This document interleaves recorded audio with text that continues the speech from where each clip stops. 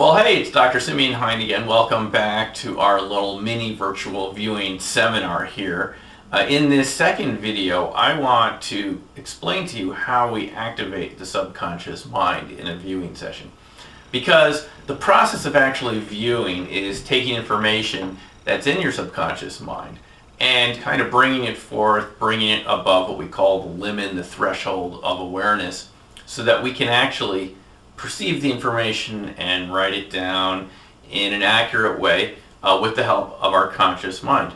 But before we do that, we actually need to make some sort of contact with the subconscious mind.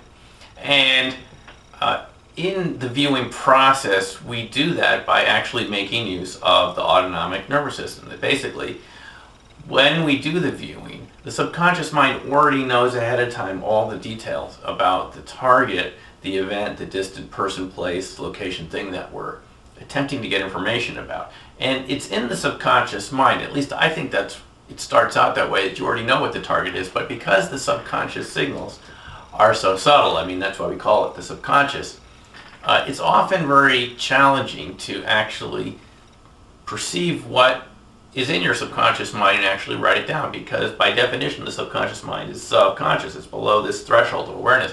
So we use the autonomic nervous system, and it actually helps us to make contact with the target. And this is how we do it. Boom, the magic whiteboard has just erased itself again. Okay, so when we want to tap into the subconscious mind, we can't do it directly because the conscious mind is so strong. So we kind of do something that's kind of sneaky. We go kind of under the radar of the conscious mind through something that we call an ideogram. And basically, what an ideogram is kind of a movement by your autonomic nervous system through your muscles to basically create a little motion that we get down on the page that tells us something about the target. So when we start the virtual viewing session, it's really not that hard to do. We basically just let our hands move, and then we look back at what we did, and we say, can I decode that ideogram? Can I get some information about that little motion, that muscular motion that came out on the page? Can I tap it and can I touch it?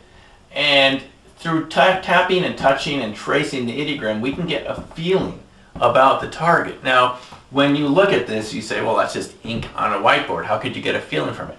Well, yes, at some level, that's true.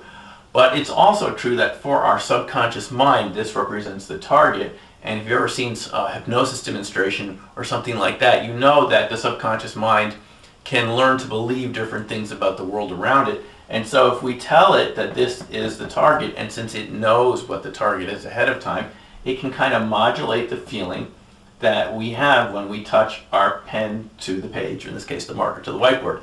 It can modulate that feeling, and through the magic of how our nervous system works, it can create different sensations and different feelings of smoothness or roughness, hot or cold, wet or dry, different characteristics that apply to the target wherever it is in the world and whenever. The subconscious can modulate the feeling, and so we can begin to get a feeling about the target. And that way we're kind of going under the radar of the conscious mind in this very simple fashion and accessing the subconscious processes and writing it down. Very early in the history of the viewing process, when it was referred to as remote viewing, it was found that a lot of the psychics, the natural psychics that were being tested at the time, when they would start the viewing process, they would begin to move their hands around, and they would begin to, move in a way that you couldn't really quite tell what was going on. But if you put a pen in their hand or a pencil, they would actually begin to draw something that resembled the target. And so this kind of breakthrough was made in the realization that the information is coming through our subconscious processes, through our nervous system, through our muscles and so forth, in a way that even the conscious mind doesn't understand, because the conscious mind doesn't need to understand it, because it's already kind of like an automatic process once we've kind of trained ourselves to do this a little bit. So we kind of recreate this in every virtual viewing session by drawing ideograms. And you don't have to copy mine or anything. Everyone's ideograms are kind of like their own personal hieroglyphics. It's your own code for understanding your subconscious. And by kind of cracking the code, by learning what the code is about, we can extract information, we can get information from the subconscious mind to the level of consciousness. We can write it down and begin to get feelings about the target. And it's really pretty cool because you go from having a blank page to a page that's filled with information, what we call the ideogram. It's kind of like a hologram, however you'd like to think about it, and we can begin to touch the page and get information.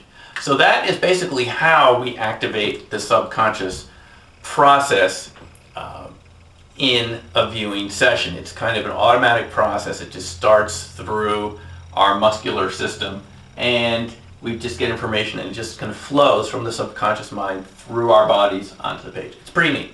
So that's the second step in the virtual viewing process, and we repeat that. That's how we start every session. We kind of work through it that way, and it works, and it's pretty cool.